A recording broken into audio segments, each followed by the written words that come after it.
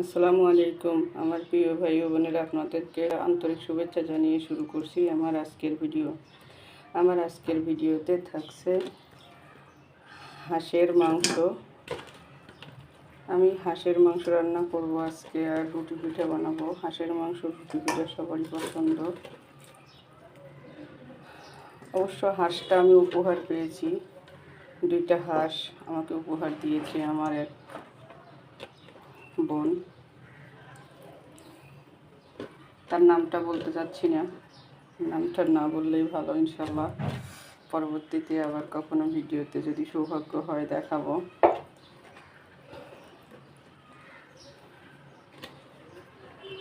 এখানে আমি 2টা হাঁসের সবগুলাই এনেছি, কিছু মাংস রেখে দিয়েছি আমার ছেলের জন্য। ছেলে মাদ্রাসাতে থাকে, ও যখন আসবে তখন রান্না করব।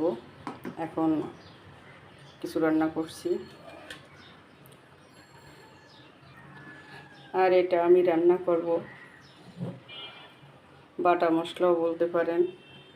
এটাতে আমি ব্লেন্ড করে নিয়েছি মরিচ, আদা, পেঁয়াজ, রসুন। এটা দিয়ে রান্না করব, কারণ বাটা মশলা দিয়ে রান্নাটা অনেক মজা হয়।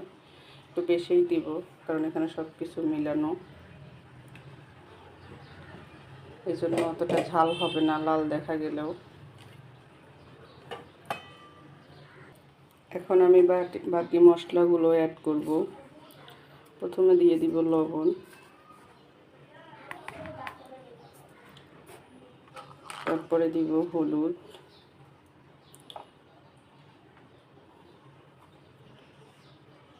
তারপরে ধনিয়ার গুঁড়ো। এখানে আমি কোনো আস্তা মশলা দিব না।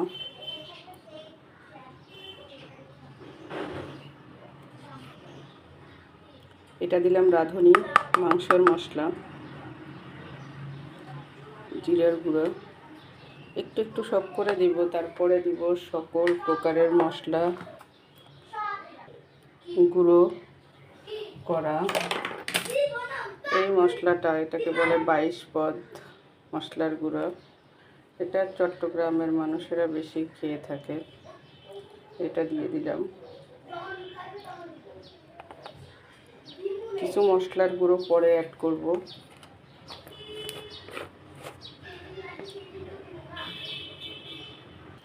এখন দিয়ে দেব সয়াবিন তেল।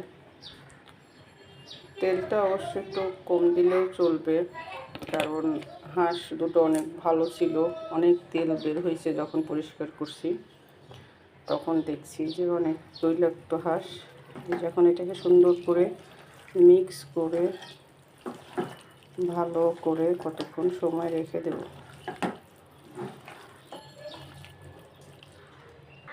এখন আমার মাংসগুলোকে সুন্দর করে মিক্স করে নিয়ে আমি কিছুক্ষণ সময় ঢেকে রেখে দেব, অন্ততপক্ষে 20 মিনিট। 20 মিনিট পরে দেখেন, মনে হচ্ছে আমি রান্নায় বসিয়ে দিয়েছি। উপরে তেল উঠে গেছে, একদম ভালোভাবে মশলাগুলো মাংসের ভিতরে ঢুকে গেছে। এখন আমি গ্যাসের চুলাটা অন করে দিব, দিয়ে কিছুক্ষণ সময় ঢেকে হাই পাওয়ারে জাল করে দেব। কিছুক্ষণ পর পর নাড়া দিতে হবে, না হলে নিচে লেগে যেতে পারে। অবশ্য পানি ছাড়বে, লাগবে না। ইনশাল্লাহ দেখতে থাকুন কীভাবে রান্না করি হাঁসের মাংস রুটি পিঠা।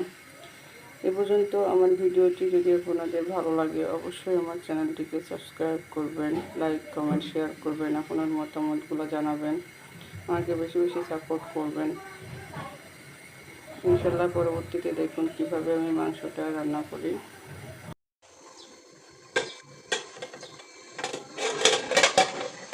ঢাকনাটা এখন উঠে নেড়ে দেবো, দেখবো কী অবস্থা। দেখেন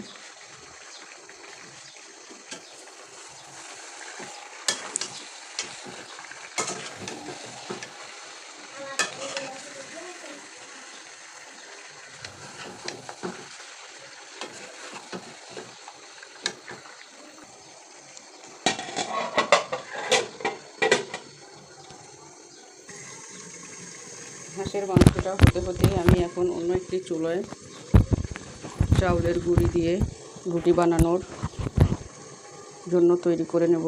আটার খামির বলে অনেকে, অনেকে বলে আটা কাই। আপনারা কি বলেন আমাকে একটু জানাবেন। এখানে আমি কিছু চাউলের গুঁড়ি নিয়েছি আর তার সাথে কিছু আটা মিলিয়ে দিয়েছি, কারণ চাউলের গুঁড়ির রুটি অনেক অল্প সময়ের ভিতরেই দেখা যায় শক্ত হয়ে যায়, নরম থাকে না। যদি এভাবে মিক্স করে রুটিটি বানানো যায় তাহলে অন্ততপক্ষে একদিনের বেশি হবে রুটিটা নরম থাকবে, শক্ত হবে না, মন চেলে খেতে পারবেন নরম। এবং রুটিটা বানাতে গেলে অনেক অল্প সময়ের ভিতরে বানাতে পারবেন, ভাজতে গেলে ফুলে যাবে, অনেক সুন্দর হবে। এভাবে আপনারাও ট্রাই করে দেখবেন। অনেকে রুটি শক্ত হয়ে যায় জন্য চাউলের গুঁড়ির রুটি খেতেই চায় না। অল্প সময়ের ভিতরে এভাবে বানিয়ে আপনি ফ্রিজেও রেখে দিতে পারবেন, নর্মালে 2-3 দিন বের করে ভেজে খেতে পারবেন। আমি প্রায়ই করি, একদিন বানিয়ে দেখা যায় 5 দিন পর্যন্ত খাওয়া যায়। আপনারাও করবেন। তো দেখেন কিভাবে রুটিটা বানাই।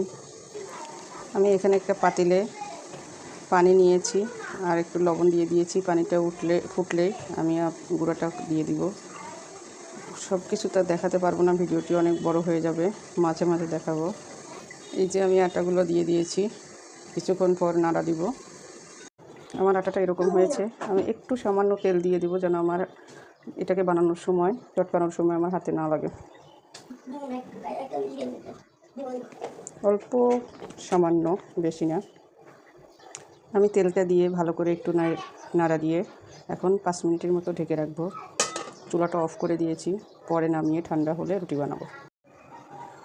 এদিকে আমার মাংসটা রান্না হচ্ছে, এরকম হয়েছে এতক্ষণে।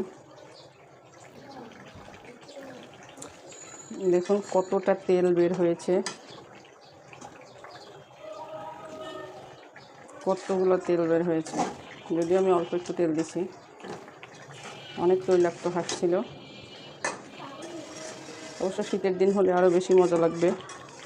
এখনও শীত ওইভাবে পড়ে নাই। শীতের দিনে হাঁস রুটি পিঠা খেতে অনেক মজা।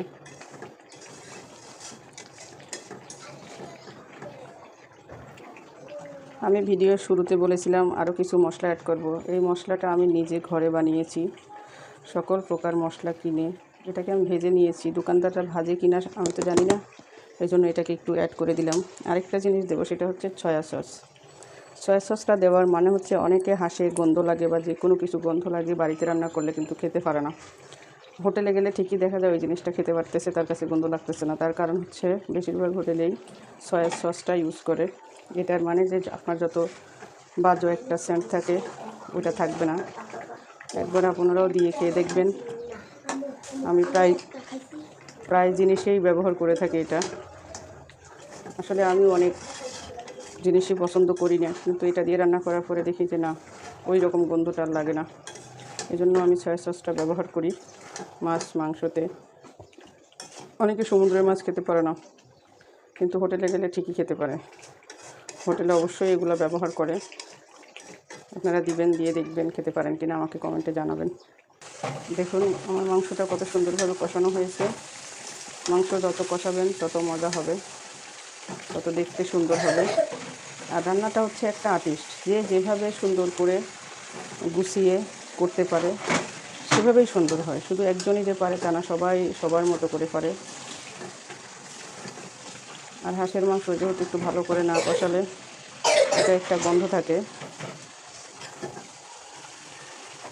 এক একটা জিনিসের ভিতরে আল্লাহ তাআলা এক একটা স্বাদ দিয়ে রাখছে।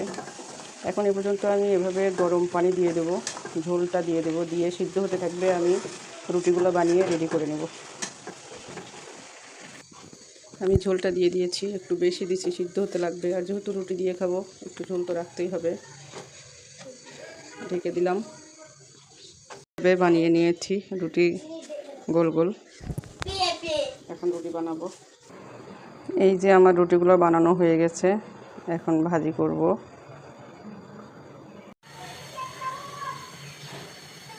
এখন আমি রুটিগুলো ভেজে নেব।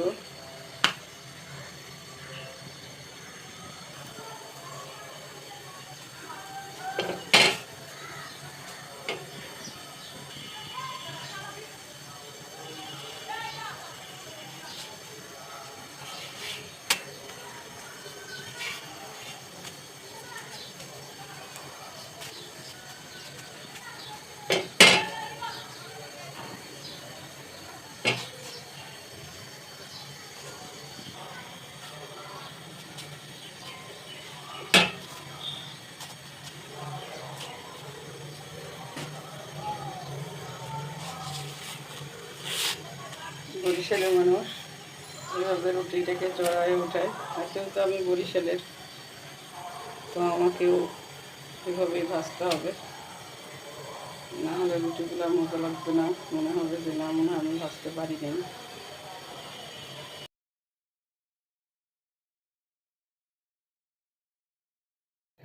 আমার মাংসটা রান্না হয়ে গেছে, দেখেন কত সুন্দর হয়েছে দেখতে।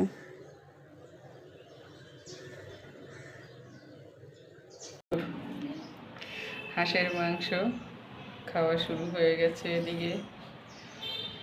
হাঁসের মাংস রান্না কেমন হয়েছে? অসাধারণ অসাধারণ। আচ্ছা, ঝাল বেশি হয়েছে? না, সব কিছু ঠিক আছে। রুটিগুলো অবশ্য বরিশালের মতো করে ভাজছি, ফুলায় ফুলায় ভাজছি। তোমার শ্বশুরবাড়িও তো বরিশাল। এই জন্য তো বরিশালের মতো করে ভাজি। শ্বশুরবাড়ি তো নাম নিতে হয়, না হলে আবার মানুষ বলবে যে মেয়েদের তো শ্বশুরবাড়ি সব, আপনার শ্বশুরবাড়ির নাম নেন না কেন?